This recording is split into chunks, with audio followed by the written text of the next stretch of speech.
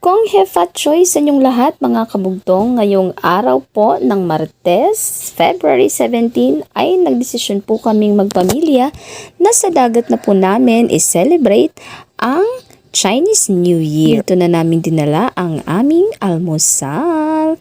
Dahil nga po yung mga bata ay nagkakasipon at nag-uubo na rin.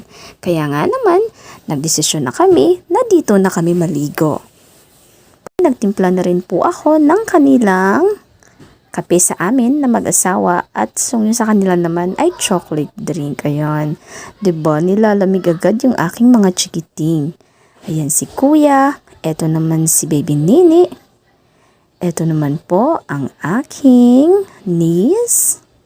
At syempre hindi magpapahuli ang aming awesome atinana na ayaw pang umahon sa dagat. Kaya ayan, tingnan nyo naman mga kaibigan, nagtatantrums na po kasi nga ayaw pong humiwalay sa dagat.